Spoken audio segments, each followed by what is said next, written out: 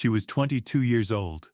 She weighed 115 pounds, and she carried her lunch to work in a brown paper bag every single morning. A ham sandwich and a thermos of sweet tea, because she said the lunch counter near the mill charged too much for what you got. On the morning of September 3, 1964, Darlene Pruitt left her house on Hickory Road in Calvert County, Arkansas, and she did not come home. That is not a story about a woman who wandered off. That is a story about a predator who knew exactly who she was, exactly when she would be on that road, and exactly how isolated she would be in the 200 yards between the bus stop and the cotton gin where she worked. And it would take 60 years, 3 generations of detectives, and a vial of biological material sealed inside a cardboard evidence box, and almost lost twice to a courthouse flood, to finally put a name to what was done to her. But before we get to any of that, we have to go back to Calvert County in the autumn of 1964. Because to understand what was lost, you first have to understand who Darlene Pruitt was. Calvert County in 1964 was the kind of place where the post office knew your name before you handed over your letter. Population 4,000, more or less, depending on whether you counted the farming families out along the ridge roads who came into town on Saturdays. The Ozark foothills rose purple and soft to the east, and in early September, the cotton fields ran white to the horizon like something out of a painting. The air smelled of red clay dust and wood smoke, and the faint chemical sweetness of the cotton gin working double shifts. Darlene had grown up 7 miles north of town, the second of 5 children, and she had lived her entire life within 20 miles of the house where she was born. She was not a woman who wanted to leave. She had a specific plan, and it was a small and earnest one: save enough from her job at the gin to contribute to the down payment on a lot on Elm Street. Marry her boyfriend of 3 years, James Ray Holloway, and have a house with a garden before she turned 25. James Ray had proposed in April. The ring she wore to work every day was a 1/4-carat diamond set in white gold that he'd driven to Little Rock to buy. She was a licensed practical nurse by training, and she had taken the mill job when the county hospital cut hours, intending to go back when things picked up again. Her supervisor at the gin, a man named Clarence Odom, would later tell investigators she was the most dependable employee he had. Never late, never absent. On the morning of September 2nd, the day before she disappeared, she had covered an extra shift for a coworker whose wife had gone into labor. She had a habit of writing down the things she was looking forward to. Not a diary, exactly. Just a small spiral notebook she kept in her purse, where she wrote things like James Ray's birthday, October 12. Plant tulip bulbs before frost. Get Mama's winter coat from the cedar chest. The notebook was found in her purse, on the road to the cotton gin, on the morning of September 3rd. That was the last ordinary thing Darlene Pruitt ever left behind. At 6:18 that morning, Darlene stepped off the Route 9 bus at the intersection of Mill Road and Hickory Street, the same stop she used every working day. The driver, Herman Poole, confirmed this later. He said she was carrying her lunch bag. He said she turned left, toward the gin, the same direction she always went.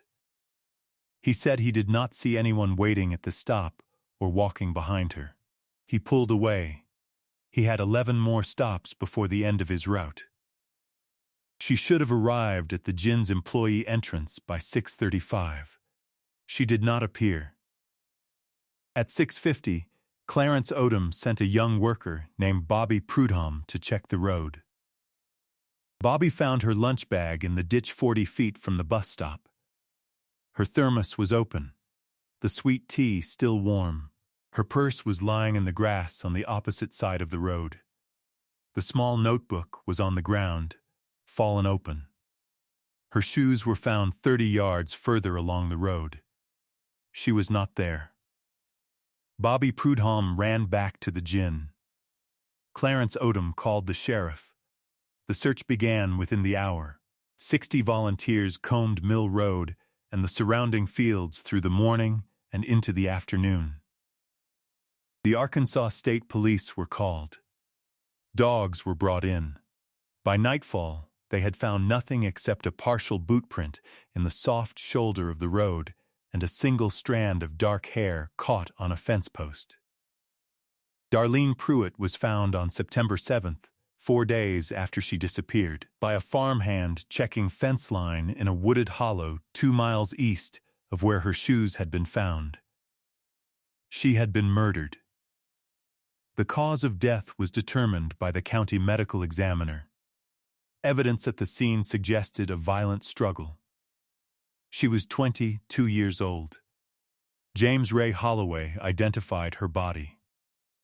The investigation was led by Sheriff's Deputy Arnold Mackey, a 29-year veteran of the Calvert County Sheriff's Department who had worked homicide cases in 3 surrounding counties and who described the Pruitt case later as the one that never let him go. Within the first 2 weeks, Mackey had interviewed 47 people. He built a list of 7 men who had made comments about Darlene Pruitt in public settings, who had no verifiable alibi for the morning of September 3rd, or who had a prior history of violent conduct. At the top of his list was a man named Gerald Fitch.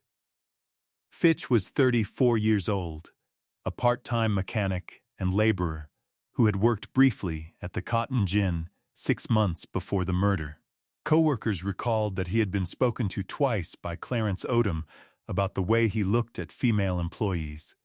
He lived in a house trailer on Route 9, 3/4 of a mile from the bus stop where Darlene was last seen.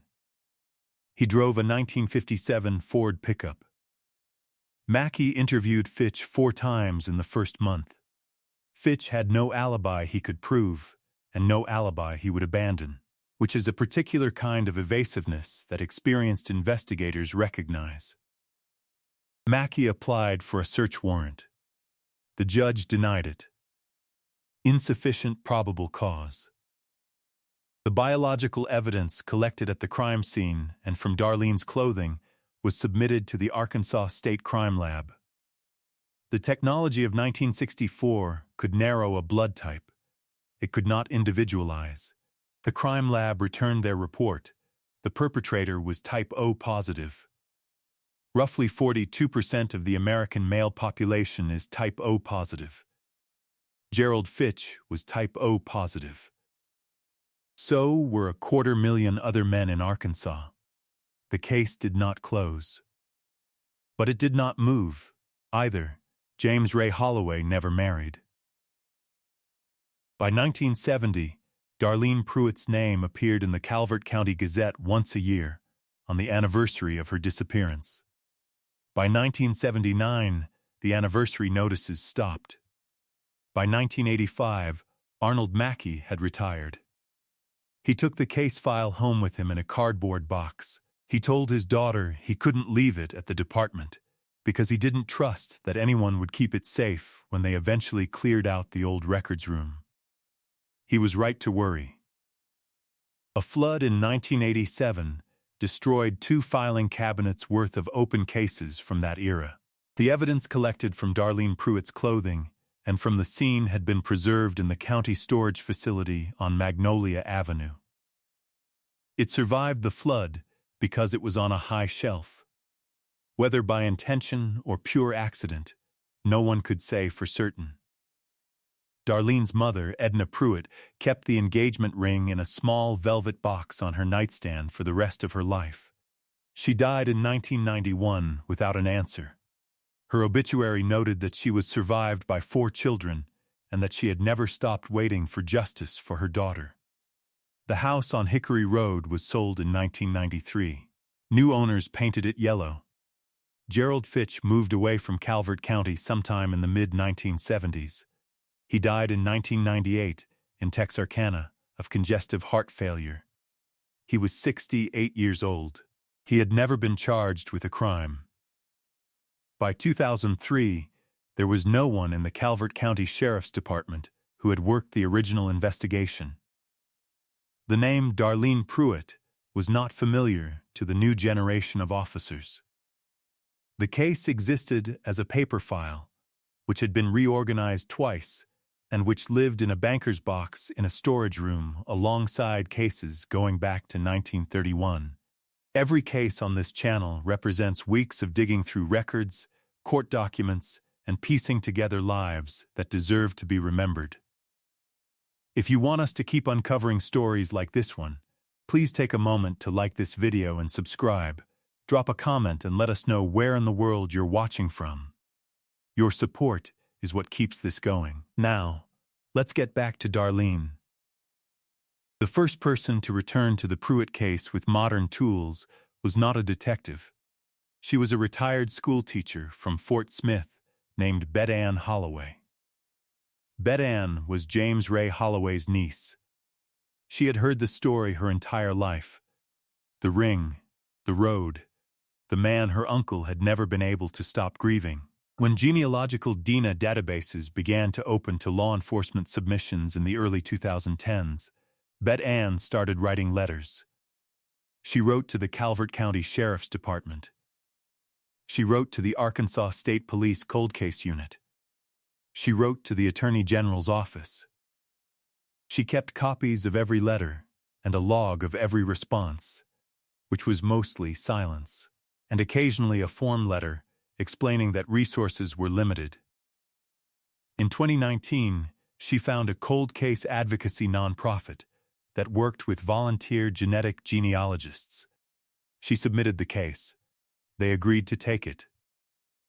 The following year, in January 2020, a genealogist named Rosario Escobar, working remotely from her kitchen table in Tucson, Arizona, uploaded the DNA profile extracted from the biological evidence preserved in that Magnolia Avenue storage facility to a public ancestry database. The process works by comparing crime scene DNA against the genetic profiles of people who have voluntarily uploaded their own ancestry results, then using shared genetic segments to identify distant relatives and trace family trees back toward a common ancestor with the unknown contributor.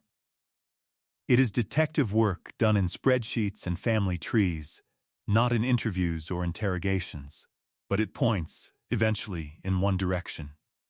Rosario found a match, not to a suspect, but to a second cousin whose family tree she began to build outward. She worked 6 weeks. She went back 5 generations. She identified 3 men born in Arkansas in the right decade who could theoretically be the contributor to the crime scene evidence. Gerald Fitch was one of them.